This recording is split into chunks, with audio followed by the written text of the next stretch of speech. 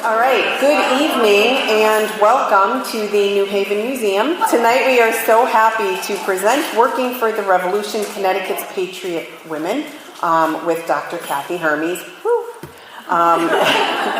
Tonight's program is part of New Haven Museum 250, an ongoing series of programming developed by the New Haven Museum to complement America 250, culminating with the 250th anniversary of the Declaration of Independence. The series will highlight inclusive, local, and lesser-known stories connecting past and present. Now, when you came in, you probably noticed on the table a nice little donation box with a QR code.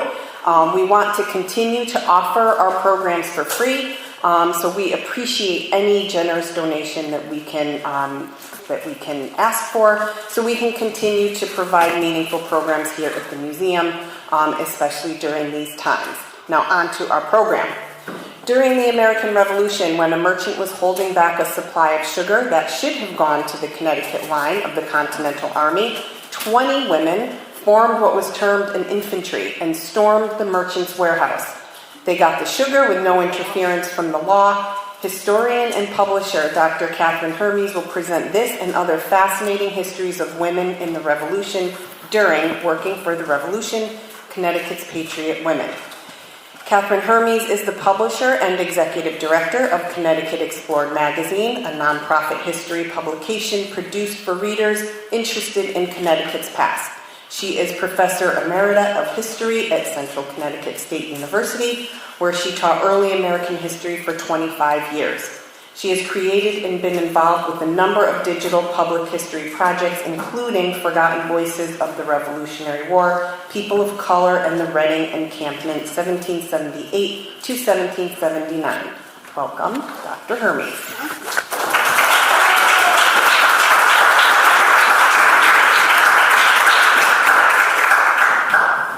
Thank you so much. It's really great to be here. And I want to invite people to feel free to take magazines. We do charge for our magazine. We're not like Connecticut Magazine where we give it away for free, but tonight you get free copies.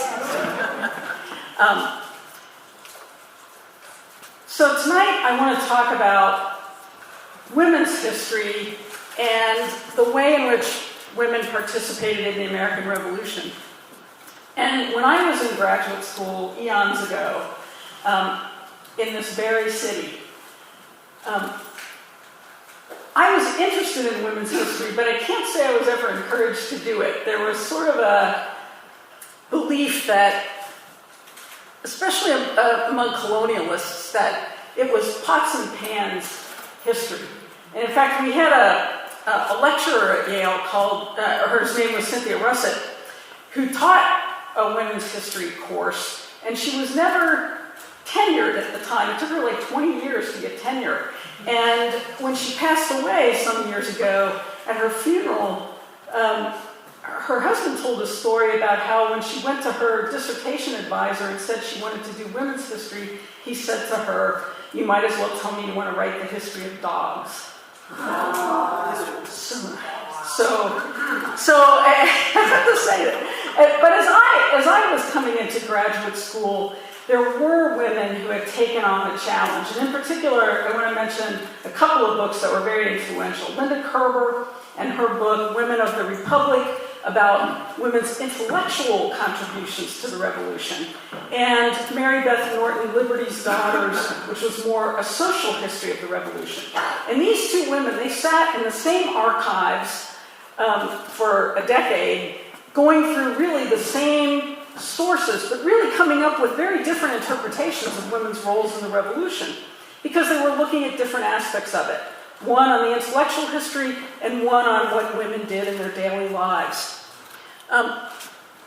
Men have dominated the story of the Revolution, but they didn't fight it by themselves. And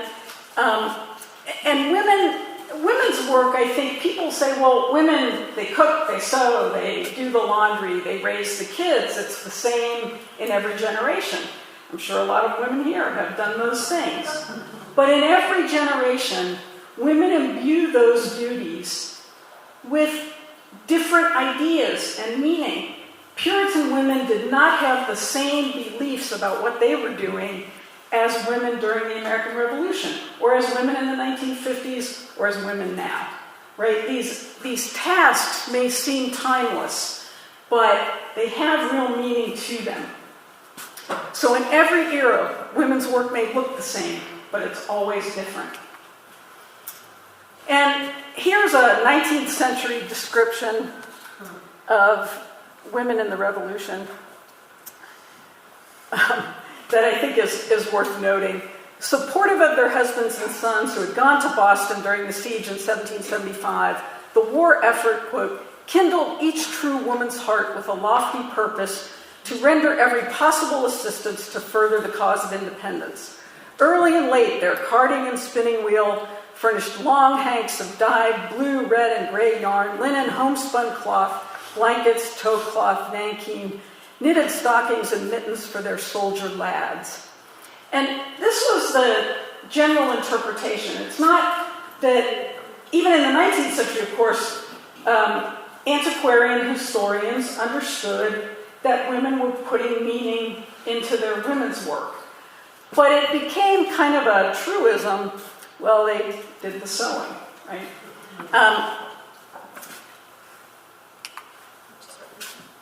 But Patriot women, and here I include white, black, indigenous, because there were Patriot women of all races and ethnicities, they believed in the Whig and Enlightenment ideals espoused by male revolutionaries, especially in this idea of liberty. And we'll see that in a lot of their actions. They contributed economically to the war effort by producing uniforms and clothing and bullets for the Continental Army. They continued to operate farms and urban businesses as deputy husbands while men were away fighting. And they became camp followers attached to the Continental Army. Now, a lot of people think of camp followers as prostitutes, but most of the camp followers were married to men who were soldiers. Some, of course, were not, but they made up about 3% of the size of the regular army and contributed substantially to the work that had to be done. If you think about those encampments, right, if it were all men, who would do the women's work? And that's a question not a lot of men wanted to answer in the affirmative. But often that could be relegated to men of minority status, to the privates. But this 3%, 3% women made an important contribution to the daily life of the army. And of course, you have intellectual women, educated women, like Abigail Adams, who, chastised her husband John as he was on the committee to write the Declaration of Independence to remember the ladies. And as she told him, all men would be tyrants if they could. And he did not remember the ladies. He did not remember the ladies. I know actually of only one author, Jan Lewis, who has argued that women were meant to be considered in that all men are created equal business. Most historians think they were left out. But one of the important things that Linda Kerber and now many others have brought forward is that women in America were a little different, women in New England were a little different than some of their peers in other countries. They were more literate. I'll talk about literacy in a minute. They kept diaries and letters. The newspapers started publishing as early as 1699 in the colonies, and 1704 was the earliest continuing publication of a newspaper in Boston. So fairly early on, they had things to read, they had Bibles, they had books. And they were now faced with actions by England that they had to interpret through a certain lens. Their husbands were using what they call Whig ideology. Think John Locke, right? And philosophers from the Glorious Revolution who had more or less fallen out of favor in England, but meant something to Americans because the emphasis in America was on property. And property was something you could get a lot more easily in America than you could get in England, for example. So women had to take those ideas and develop an ideology of their own female patriotism. And so, they had to ask questions. How much liberty and equality could women have? What was that pursuit of happiness? What did it mean for a woman? And how much justice could women access? Connecticut had compulsory education for both boys and girls. And from 1640 onward, now, again, this was in the law. It didn't mean every town executed this perfectly. Towns fought a lot about having to pay schoolmasters and schoolmistresses. But there was an idea that all children should be educated at some level. And black children were not excluded from this. It doesn't mean that a lot were included, right? But they weren't explicitly excluded. White male literacy in New England rose from 60% in the late 17th century to 90% by the late 18th century. So that is just extraordinary. That's probably higher than it is today, I hate to say. And white female literacy in the same period rose from about 31% to 48%. What's interesting about literacy in this period is we think of literacy as reading and writing. They're combined. But in this period, people who knew how to read didn't necessarily know how to write. They're different skills. And in particular, that's true of women. I suspect that if we could really go back and survey women, we would find that a lot of them could read the Bible and other texts, but they weren't able to sign their names to things.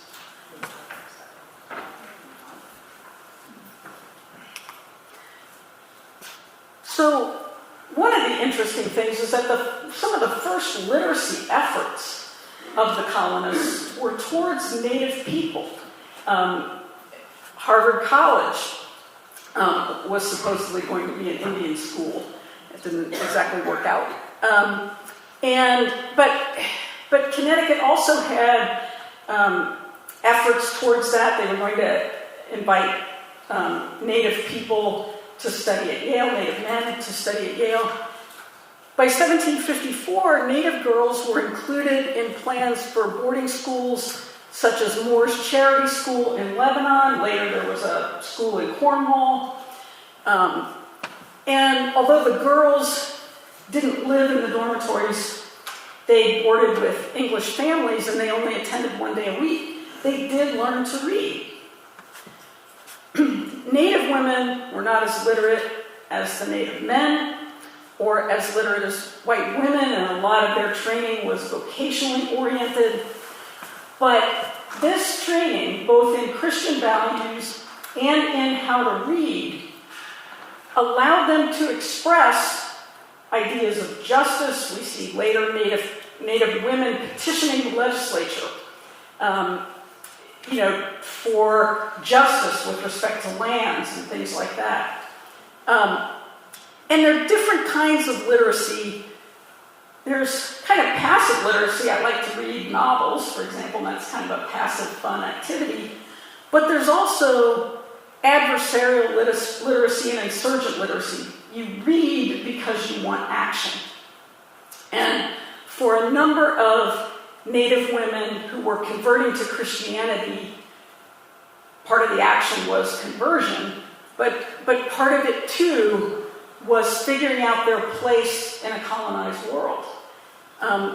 Native people emphasized the liberty to decide for ourselves the future of our people and the liberty to hunt, fish, and trade. And you see this repeated over and over again in petitions. Now, in organizing the war effort in Connecticut, newspapers were extremely important. They were always reporting where the troops are, what they're doing, what their needs are, and how ready they were to defend things. Of course, along the coast, New Haven, Fairfield, Greenwich, all these areas, New London, were particularly vulnerable to attack, as we know. And so these reports were important, but they weren't just important for the men. Women had to read them too, because they had to anticipate needs for food, clothing, shelter, and all of the things that the army might need. Now, one of the things I'm sure you've heard, we heard it in the antiquarian industry, is women produced homespun.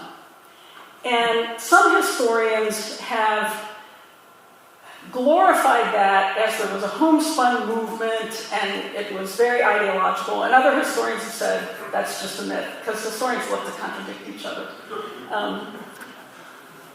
What I've found is that women had an ideal, which was they should wear and produce homespun.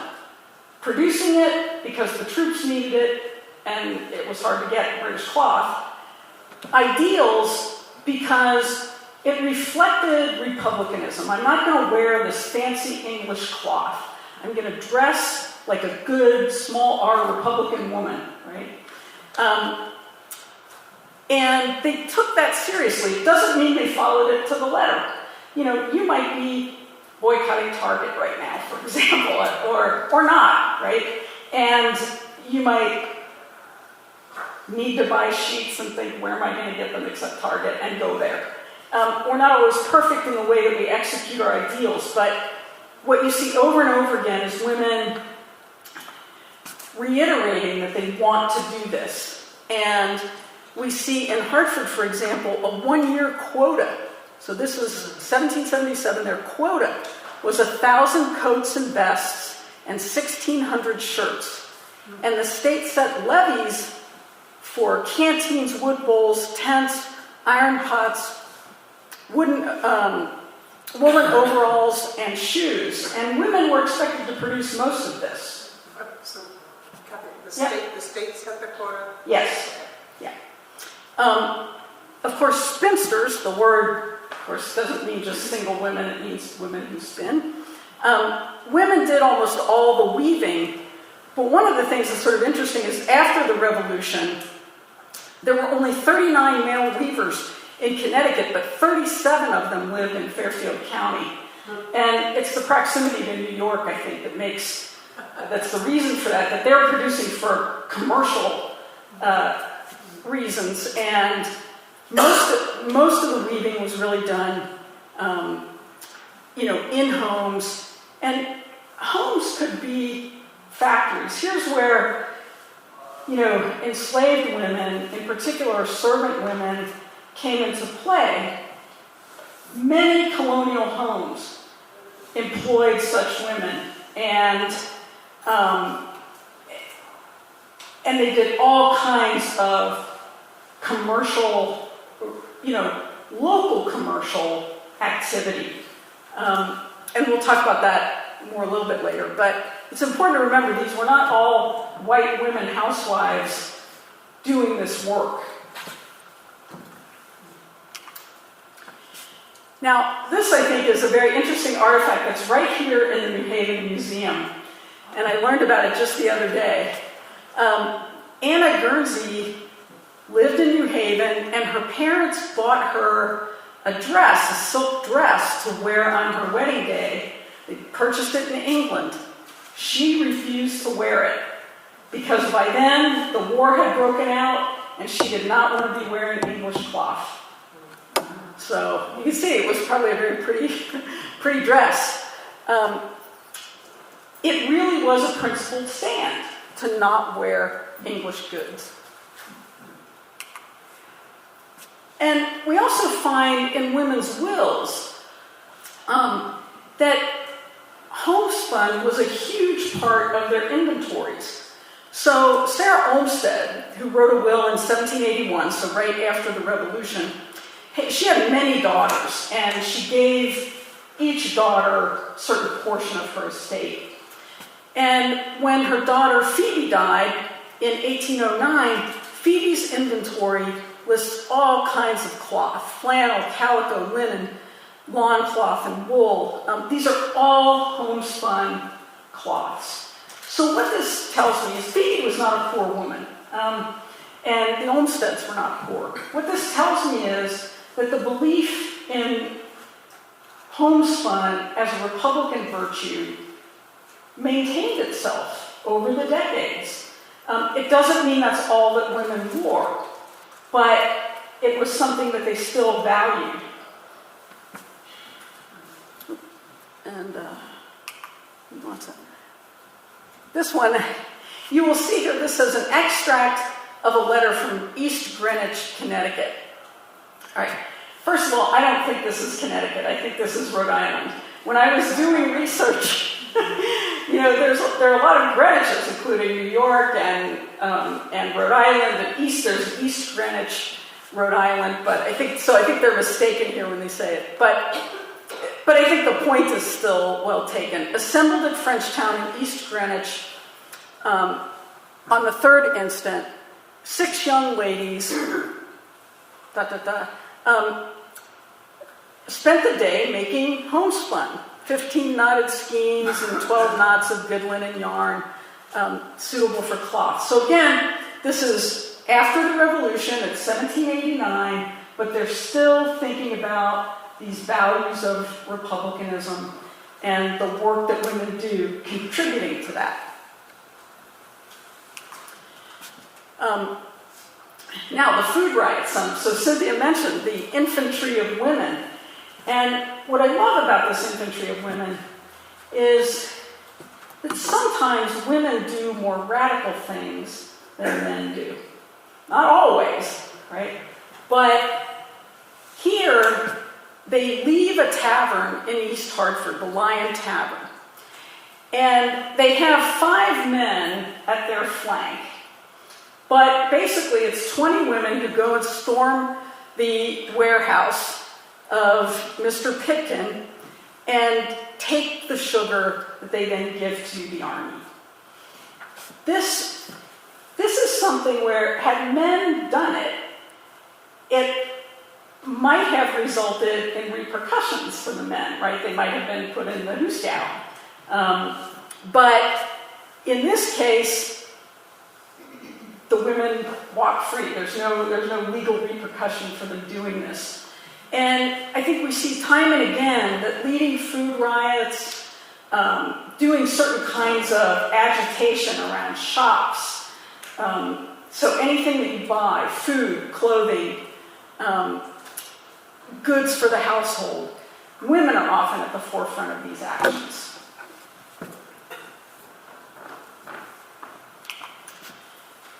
Now, again, the concept of the deputy husband, which was sort of first explained in a book called Good Wives by Laurel Thatcher Ulrich in the 1980s, is an important concept. And again, historians have said maybe this wasn't quite as common as Laurel Thatcher Ulrich would have had you believe.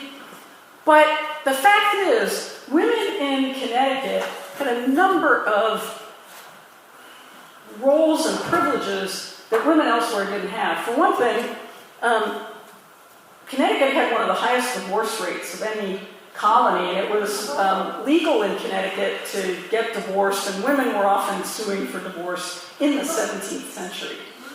So women had, some legal experience.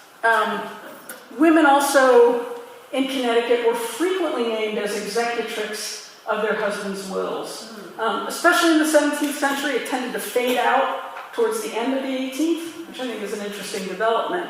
But women often took charge of households. Under Puritan theology, women were helpmeets to their husband. And that didn't mean that they could dominate their husband, or they weren't supposed to. I'm sure some did, but they weren't supposed to. But they were helpers.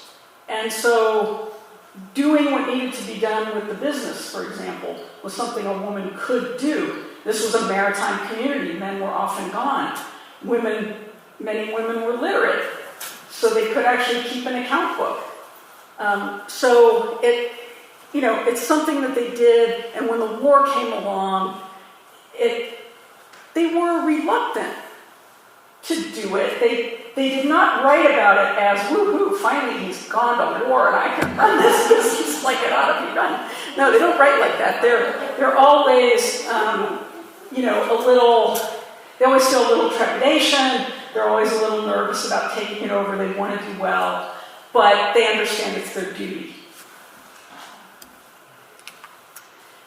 And I know you can't read this, you don't have to read it, but what I think is interesting is this is from a collection of letters that women wrote during the Revolutionary War to the present day. But it's a collection of letters. This kind of book, not available really before the 1980s, so little girls couldn't go read the letters of the Revolutionary War written by women. And these letters reveal a whole lot about what women were thinking, and it's not, I was reading John Locke the other day. One of the things that the very famous historian Bernard Balin found when he was doing work at the Philadelphia Free Library was that, and this was at the height of the Revolution, right? It's right in that period where people ought to be reading Locke and Hume and all those people. What he found was that people were reading books about marriage and about Amazons. Wow. Yeah, and Greek goddesses. So those were the three main topics of books that were checked out from the Philadelphia Free Library on the eve of the Revolution. He didn't know what to do with it, so he never wrote that book. He gave the cards to a grad student. But anyway, I digress a little. But women instead were writing about their concerns for their sons and their husbands. Do you have enough? Do you have enough to eat? Do you have enough clothing? How is the war going? They do want news of the war. They want to know how things are progressing. And perhaps one of the most interesting women in Connecticut is Hannah Bunce Watson. Her husband, Ebenezer Watson, was the publisher of the Connecticut Current, now the Hartford Current. And when he passed away, she took over the newspaper. She published more revolutionary-oriented material than he did.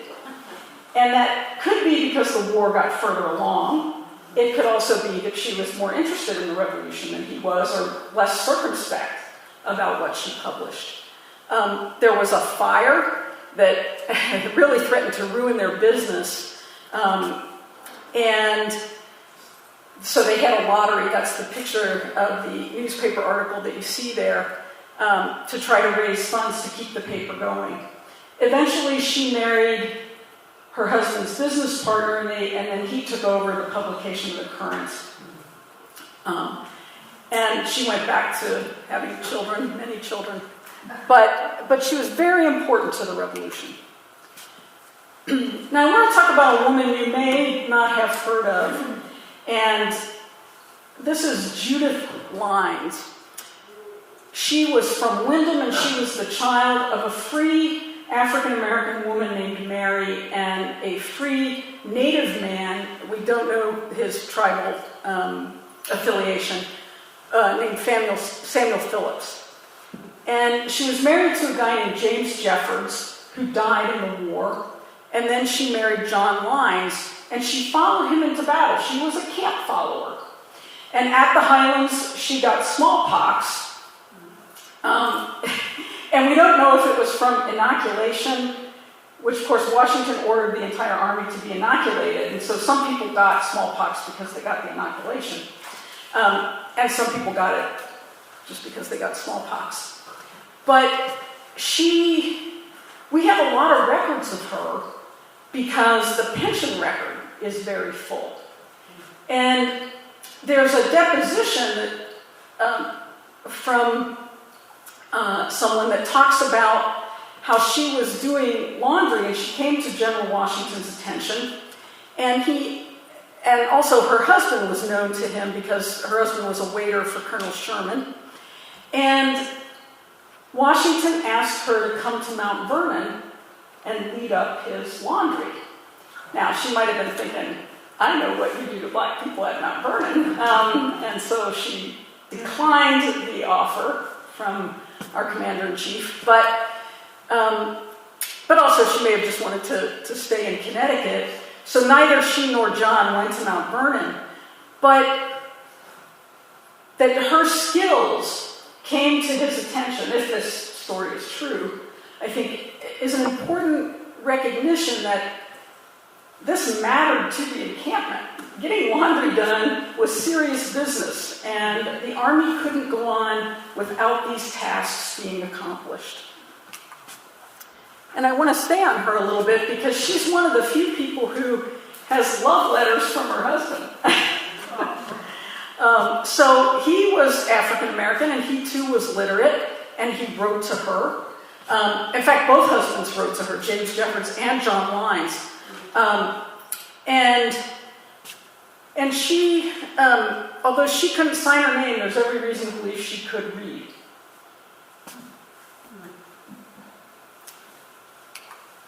This is her will. So she and John, after the war, they moved up to Vermont, where they had a farm, and they were quite successful. In their later years, as was true of many veterans, they became impoverished. John couldn't work anymore. And so they really did need the pension that was passed by the Congress for Revolutionary War veterans, and he got $8 a month. And then when he died, she inherited his pension. And she had to prove, women had to prove all kinds of things, like that they were really married to the person they said they were married to, and that he really did serve in the places that he claimed to, and they had to verify all that. And you see government documents verifying people's service. And for women of color, it was especially hard because many of them did not marry in traditional ways. They didn't go to the courthouse, or they didn't have a wedding in a congregation. She did, so it was easy to prove her marriage. And she did receive the pension until the end of her life. Sarah Osborne, who was also a camp follower and followed her husband into the war, said the duties of the women were washing, mending, and cooking for the soldiers, as well as being employed carrying in beef and bread and coffee to the soldiers in the entrenchments. So where the soldiers were fighting, they still needed food, and women were the ones who ran in there and gave it to them.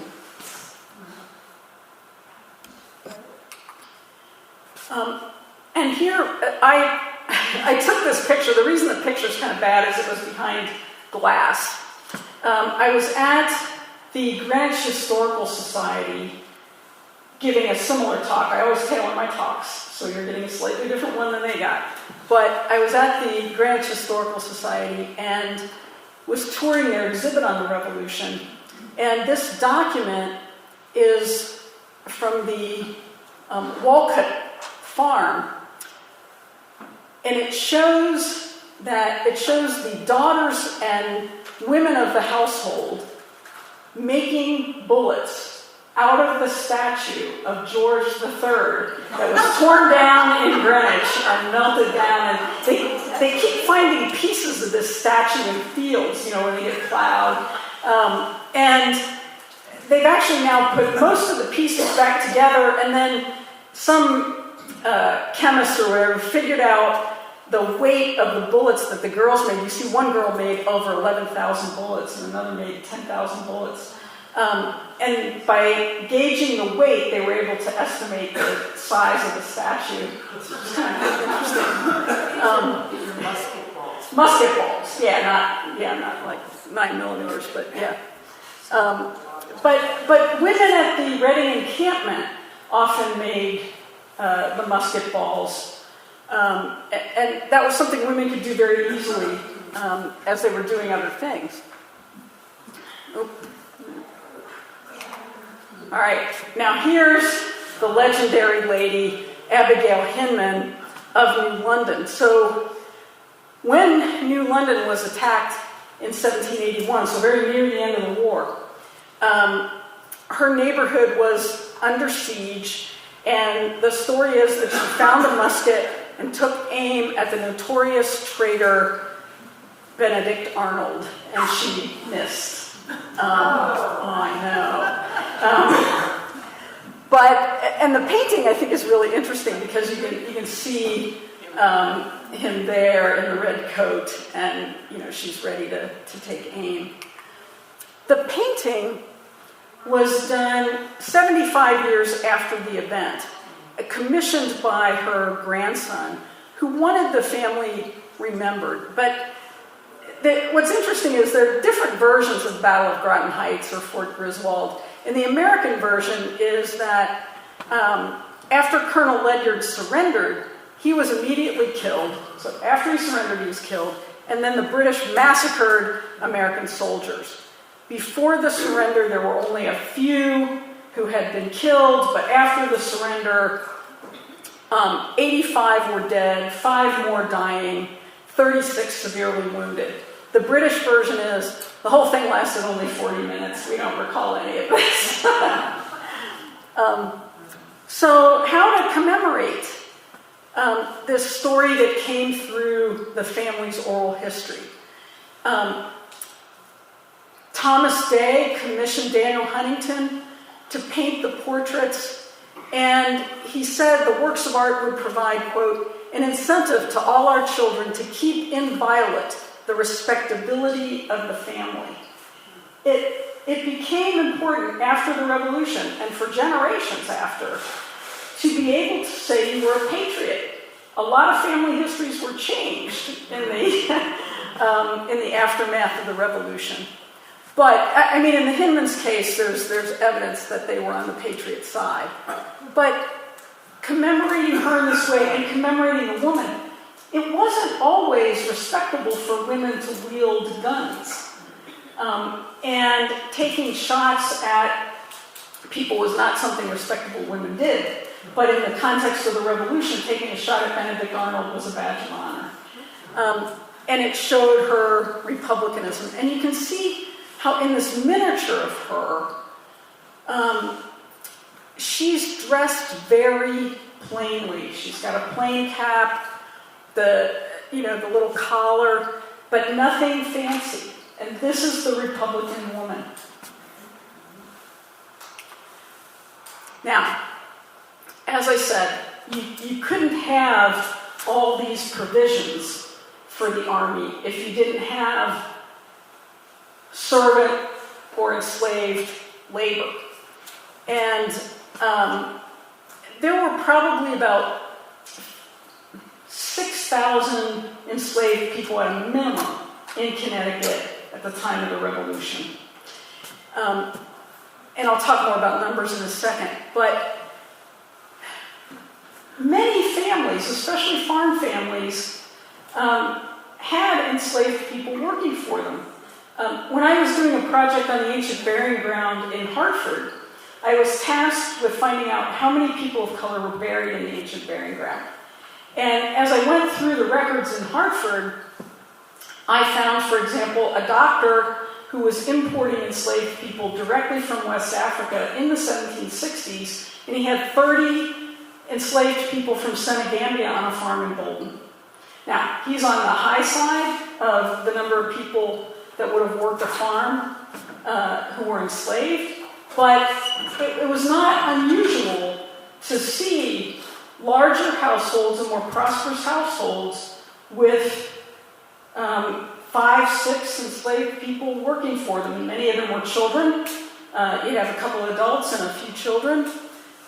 Timothy Woodbridge, who was president of Yale, had 30 enslaved people in his household in Hartford. So it's not an unusual thing. But during the Revolution, there's a paradox. Like, how can these things sit side by side? And of course, enslaved people are questioning this. Men, enslaved men, are going off to fight for the Patriots. And the paradox is not just hypocrisy. It's not just that slavery coexists with freedom. It's that the freedom can't exist without the work of the enslaved labor. And so enslaved women and girls growing flax, pulling up the flax, spinning it, was essential to the homespun movement and to the dressing of the troops. Not all female labor was enslaved. Even women of color, some were indentured and some were apprenticed. And what we see is an uptick in the number of runaways in this period. And the reason people are running away is they're liberating themselves. Patriot black women had both a personal stake in this idea of liberty and an ideological stake in it as well. I had a graduate student at CCSU who looked at the legacy of African Americans in the Revolution and their intellectual contributions. And his conclusion, I think, is an important one. That we can't just put it down to they wanted their own individual freedom. That was important, of course, absolutely essential. But they also wanted to contribute to a republic. They wanted to be part of that republic. And that was true for the women, as far as we know, along with the men. Now, slavery was a big thing in Connecticut. It rose by 40% in the generation before the Revolution. About 1/5 of the black population by 1774 was already free. I found a will in 1693 by a free man in East Hartford. He was farming alongside neighbors, left a will like his neighbors. He was unusual in that regard, but we started to see more free people of color owning businesses, working on farms. But still, 4/5 of the black population was enslaved, and the black population did not look like the white population. Men outnumbered women 2-1, and there were disproportionately more children in the black population than in the white population. Adult women were really underrepresented. And this is important too, because of course, household labor was the essential need. I mean, farm labor was necessary too, but often you could hire white men to do that farm labor. It was much harder to find household help, and so you see native women also being brought in as servants into white households to take up that slack. Being a housewife was hard in this period. They had a lot of work to do, dawn to dusk. The most enslaved people were in Fairfield County. And of course, the proximity to New York, with the proximity to New York, this makes sense. 25% of the population of New York was enslaved at the time of the Revolution.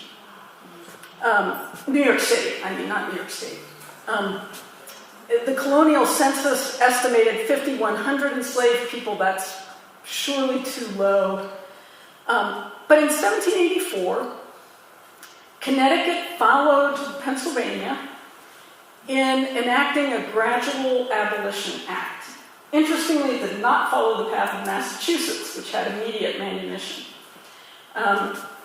They followed the Pennsylvania example, and here we see Phyllis running away in 1793. Does anybody know why, if there's a Gradual Emancipation Act, in 1793, Phyllis would have to run away?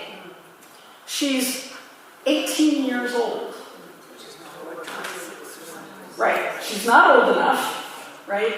And the act only freed the children of enslaved people, so it did not free their parents, and it was only if you were going to turn 25, and then later they lowered the age to 21.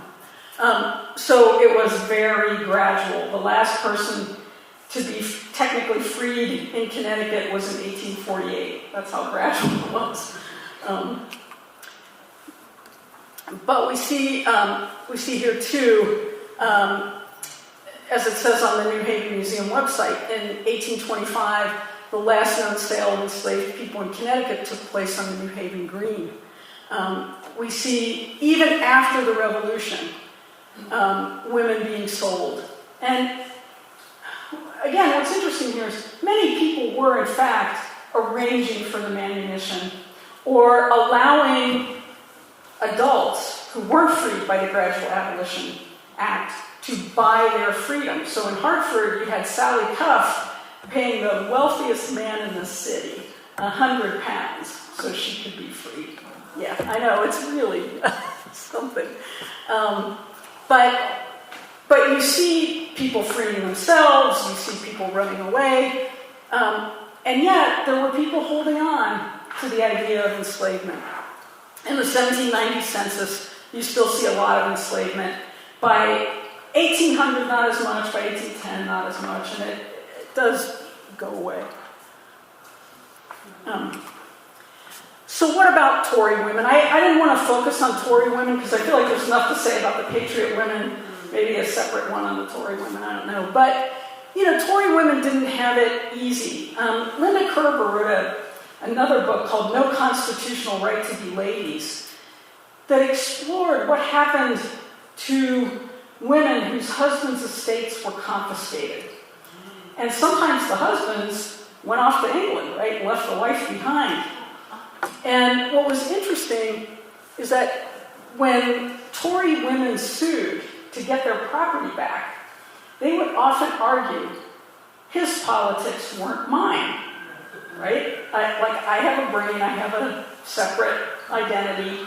His politics weren't mine. But under the law, they were femme covert. They were covered by their husbands.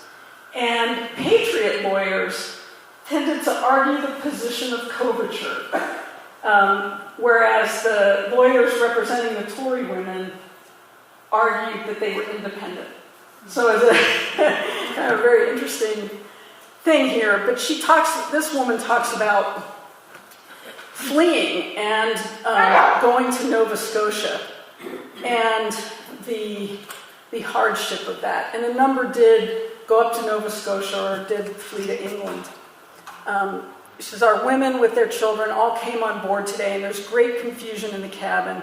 We bear with it pretty well through the day, but as it grows towards night, one child cries in one place and one in another, whilst we are getting them to bed. I think sometimes I shall be crazy. There are so many of them. If they were still as common, there would be a great noise amongst them.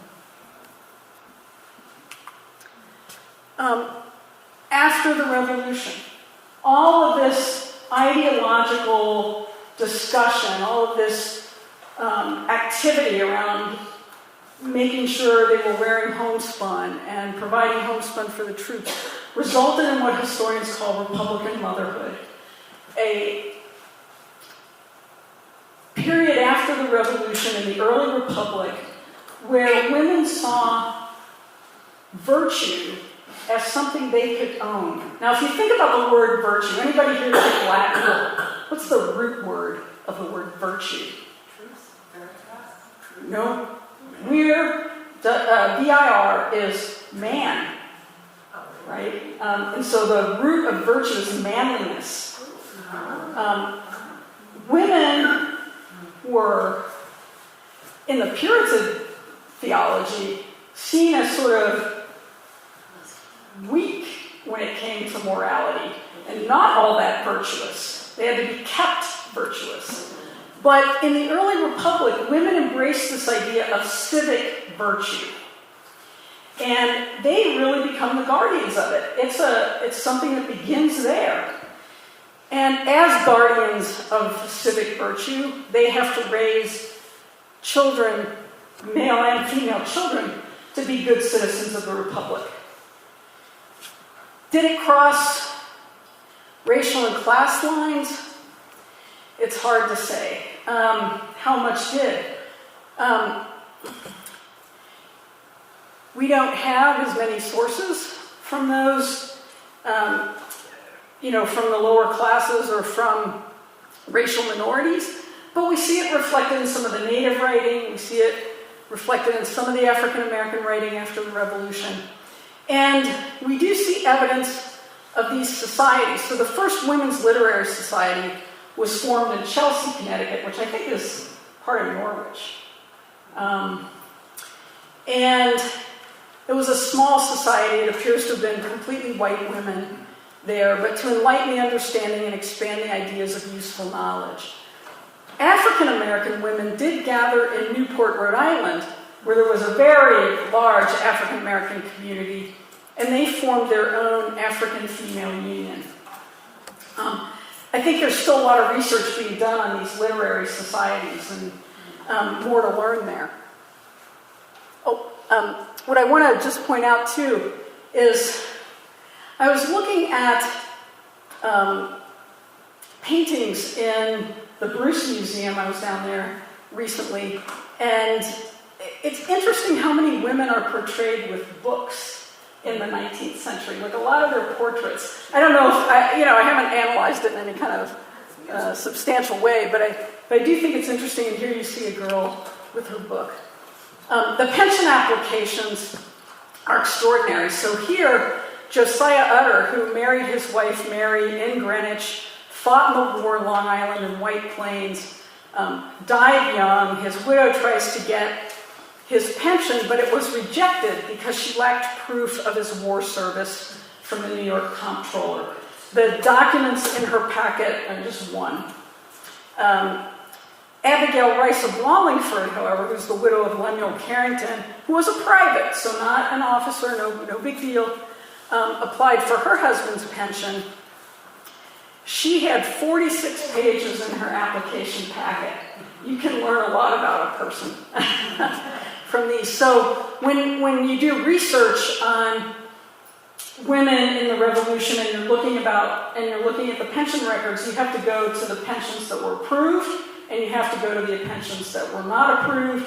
And then within the approved ones, there are documents that were selected as trustworthy and others that were rejected as not trustworthy.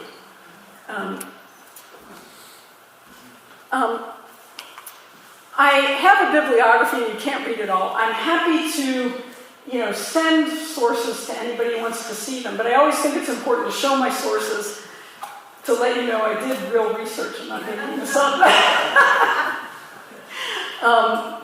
And then there are some really good websites in Connecticut, and I included mine in there, Forgotten Voices of the Revolutionary War, but Fairfield has an enslaved people's database. The Battle of Ridgefield that Keeler Tavern has on their website is terrific.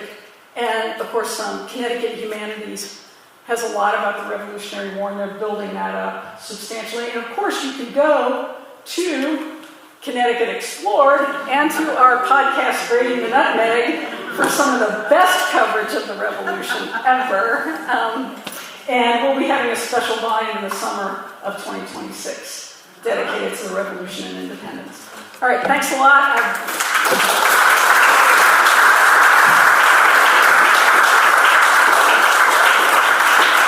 Happy to take questions if you've got any. Yes, there we go. Thanks. You mentioned at one point around the deputy husbands that women didn't want to take this on, and their writings show that they express, that this is other. But do you think that was a rhetorical convention? I'm thinking about, of course, I'm listening to Hilary Mantel's, and it's the whole, it's virtue signaling, right? Right. It's performative. It's performative. Whereas they could have just been like, yeah, finally, Yeah. So anyway. Yes, I think when women express reluctance to do this, they are doing what they're supposed to do, right? It is a rhetorical device. They can't say yippee. But I also think, it is a big burden placed on them, and I wouldn't be surprised if some of them were genuinely a little scared to do it. But I also think there were probably some who were really happy to finally get their hands on, like I say, setting things right and taking it over. You just don't see it in the documentary evidence too often. One of the things that you see is some of the account books, and again, I haven't done a systematic study of this, but in some of the account books, when women take it over, there's a lot more detail, which may indicate something. I don't know what, but The other thing you mentioned that, for those of us of a certain generation, there wasn't these wonderful, volumes that are out there now to have read when we were heading to our own free library, starting taking out. But the letters of Abigail Adams, I think, were published in popular form. The correspondence. So all of the correspondence of the Adamses, I believe, was published before, like, the 1990s. But some of the letters between John and Abigail weren't published till later. His correspondence was, and especially because you have the presidential series. I'm thinking of Jack Shepherd. Yeah, and select letters, like I know that I read those letters when I was a teenager. Yeah. But that would be after 1980s. Yeah, no, way back. But I think this publication of letters, and now, of course, with internet searching, which isn't perfect, but you can look for words. They have what they call distant reading, which is a methodology used in digital humanities, where by doing distant reading, you look for certain words and see how often they're being used. And you can do this across newspapers and scanned diaries. Even handwritten diaries can be read by scanners now. So scholars can do what they couldn't physically have done in the past, which is examine literally hundreds of thousands of primary sources, just looking at what kinds of words and phrases and descriptions were used. Yes? Have you read anything about women spying for the revolution? So I did, I have in the past read things about women spies. I didn't include any here because I didn't have any good examples, any good trustworthy examples. But of course we had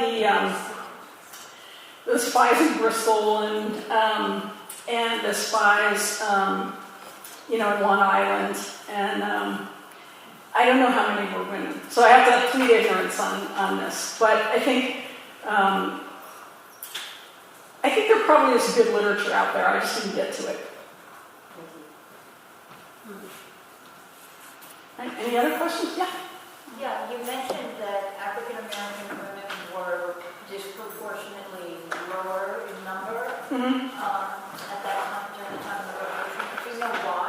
Was there just a higher mortality rate, or they went elsewhere? I think some of it has to do with how Africans are imported to Connecticut. So some African people were coming directly from West Africa, and those shipments actually tended to have a higher number of women than ones coming from the Caribbean.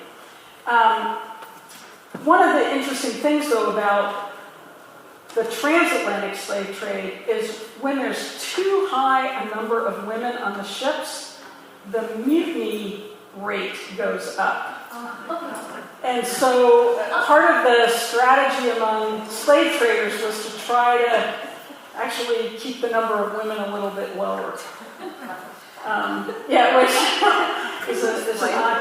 Well, and historians are guessing. They're guessing at this, but I think part of the reason is that men would act, or what male historians have said is men will act to protect women in ways they won't act to protect men. And so if women were being mistreated on the ships, it was more likely to generate rebellion on the part of the men. Now, I have not done this research. I'm repeating what I read. But yeah, so we do see that the West African trade, there tends to be fewer women on board the ships, but there are more on those ships than there are coming from the Caribbean. So where are the kids coming from? So the kids are being born here.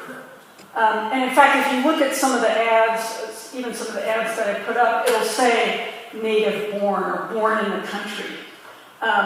So the kids are being born here. But there aren't very many women to... So this gets into a complicated thing too. This is a great question, but some native women are bearing children, and then some native women, because they have African fathers, look African, and the native status that's supposed to protect them from enslavement is not working. And so you have native women who look black, or they are part black, but they are enslaved, and then their kids are enslaved. And they're one of the. How many of you have heard of the Brothertown movement? Does that sound familiar? Okay, a few people. So Samson Occam was a Mohegan who went with Eliza Wheelock, the founder of Dartmouth, to raise money for an Indian school. And he eventually wound up forming his own movement, the Brothertown movement. Sorry, I'm a little asthmatic. And he,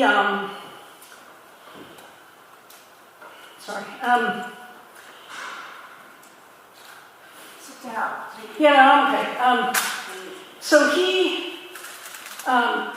when he brought people into this, what eventually became a tribe, the Brothertown tribe is now in Wisconsin, made up primarily of people descended from Connecticut native people. He had a rule that people of mixed race could not join. And part of that was a fear that native people who had traditionally been accorded free status would be mistaken for being slaves. And you have to understand the dynamic here. When enslaved people started to come in large numbers in the early 18th century, people who looked black were in danger of being enslaved, even if they weren't already in an enslaved status. So you had Wangunk and Quinnipiac and Tungus people who had African fathers or African mothers, but whose status was a little unclear. Once you have the status descending through the mother, and the mother looks black, and she can be designated as enslaved, there's a real danger that the progeny will be. Right? Yeah. I thought there was Indian enslavement in the colonial period. When did that end? So the enslavement that takes place in the colonial period, there's a great book by Margaret Newell on this called Brethren by Nature. In theory, native people could not be enslaved unless they were taken captive in a just war. And so during the Pequot War, you had Pequot boys over the age of 12, any males over the age of 12 were sold to Bermuda and to Providence Island, which was then an English colony. It's down by Nicaragua. It's St. Catalina now. Yeah. And then in King Philip's War in 1675, again, native men over a certain age, who participated in King Philip's War were sold into the Caribbean as slaves. But you also had captive women and children put in colonial households. And in theory, those people were not slaves. They were not called slaves. But many of them were, in fact, servants for life. They never got out of that colonial household, and their children were then passed on. Some were not, and so it's, I've been studying a guy for a long time. Those who know me here are sick of hearing about him. Scipio Two Shoes, who was a Wangunk with an African father who moved to Newport, Rhode Island, and became the most litigious man of color. But he became Scipio Brown and passed himself as African American because he had an African father. He looked African, but he was in Connecticut a free man because he was Wangunk. So it's the statuses of all these people are very confusing, and you have to really look quite carefully. But yeah, so slavery wasn't supposed to exist among Native women and children, but it did. That was a long-winded answer, sorry. Other questions? You had the whole history of New England. Can you say a little more about being able to read but not being able to write? That sort of, is that well established? Because it sort of feels a little counterintuitive to me. No, it's Guatemala. Yeah, this is an anthropologist here. Let her answer that. So my closest friend, I researched in Guatemala, and this is a contemporary example. And Rosa Quimba, she was trilingual. She's passed on now. She had 2 Maya languages. She could read and Spanish. She could read Spanish and 2 Maya, right? She was a merchant. So she'd go to the market, she'd get the paper, and she'd read the paper from cover to cover. And this is tiny print. And then she'd come home and she'd discuss with her husband the paper, and she could not write. And I was stunned by that. It's what Kathy says, it's 2 different skills. And she read at a high level. I was part of those arguments around the day's happenings. It was synthetic, analytical. She was excellent at paraphrasing, but she couldn't sign her name. But if you read phonetically, well, in school we teach them together, right? I mean, reading, writing, and Yeah. arithmetic. When did that start? Yeah, I think that's really, it's a 19th century thing in America. She was self-taught. I mean, she taught herself all that. Yeah. But to think about it, in school, I mean, I learned to read, and then my discipline, and many among us probably can do cursive. We are a dying breed. And that was a separate exercise. Developing different kinds of education. I mean, people can read, but then you have dysgraphia, which requires a physical act as opposed to using your eyes and reading. Yeah. So I you remember what it's like to be in school. You had to be trained to go over and over. Yeah, and of course, there are different levels to this too. So the Bible, of course, is the common text, but a lot of people, they had the laws in New England were published. So a lot of people had a law book and they had a Bible. They might have a sermon, right? And they look at these things over and over again. And some of it is committing it to memory, and then sort of teaching themselves through that method. I had a professor at Yale, John Boswell, who passed away, but he knew 21 different languages. And he always, whenever he was going to learn a new language, he always started with the Bible, because he knew it in so many other languages that he could teach himself to read that way. I think people call that breaking the code. Mm-hmm. I've heard elementary school teachers say about kids who are 3 or 4 have broken the code because they hear it and they see it. Yeah. And it's also not just the mechanical forming of the letter, the fine finger. It's also like reading is, we don't really have to learn to spell when we read, because context and enough of it does it. But when you write, you do need to know how to spell. And that's, so there's active and passive and physical element. Writing's its own set of skills. It's exactly what Kathy says. All right, question over here. Yeah. Do you have any statistics about the relationship between people of color versus non-color slavery? Were there any white people who were enslaved? White slavery. There's virtually none. I'm trying to think. There's a guy, Michael. I'm going to see your moment here. I'm not going to remember his last name. There are several books about white slaves. He's the one scholarly book with which I'm familiar. There are instances where, again, people who were accused and convicted of a capital crime could be enslaved, but typically they were not chattel and they were not enslaved for life. So you have a couple of instances in Massachusetts, and then their sentences were commuted later on. But it's a rare thing. And it wasn't hereditary. It was not hereditary, you were not property, you could not be sold. It was almost always related to the commission of a crime for which you could be put to death. Yeah. I'll think of his name, if you email me, I can get you the name. But yeah, he gave the guy I'm thinking of gave a presentation at the Harvard International Seminar on the history of the Atlantic world. Very well researched book, and he's got, I think, probably every example you could find.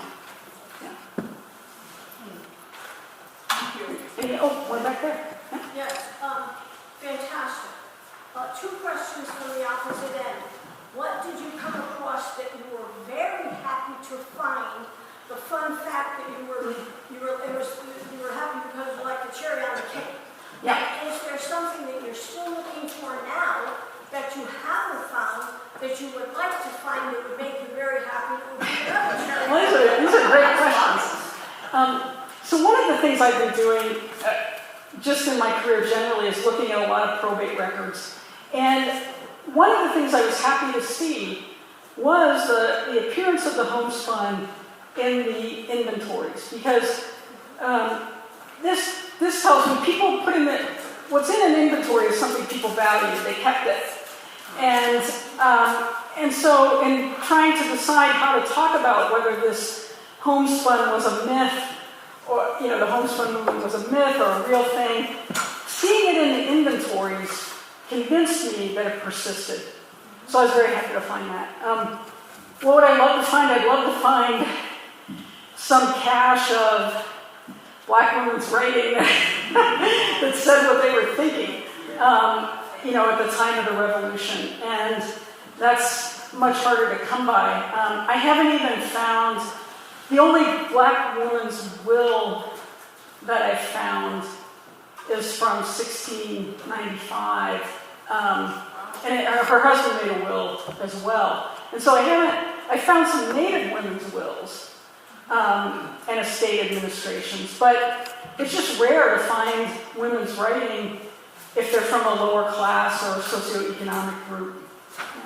Well, at least in the South, and I don't know about New England, it was illegal to teach a black person how to read and write. And that was not true in New England.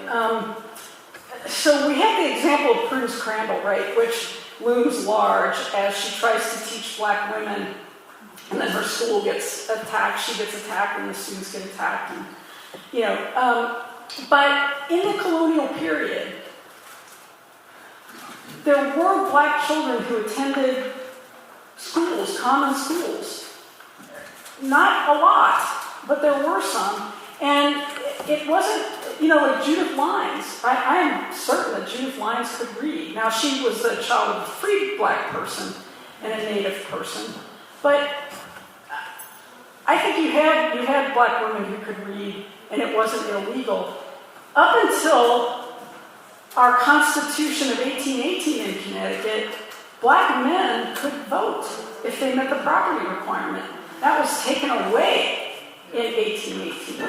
So there were a lot of things that held true here that didn't hold true in the South. But it's a good point, though. I mean, yeah, and for people who were escaping to the North, they would not have had access in the South. Yeah. Any evidence about kind of lower class sort of Anne Hutchinson's religious leaders? So there are some. So there's a black man named Lemuel Haynes who was a minister in Torrington for a little bit, and in the sort of around like southern Massachusetts, southern and western Massachusetts. And you have black ministers, you have Native American ministers, like Joseph Johnson and Samson Occam, but women, females. It's harder to find females of color. There are purportedly some during the Great Awakening, from 1735 to the 1760s. In Connecticut, I don't know of women. In the South, you had black women during the Great Awakening. but I don't know of any, I wouldn't be able to name one in Connecticut. During the Revolution, I don't know of any, I didn't read any circumstances like that. Yeah.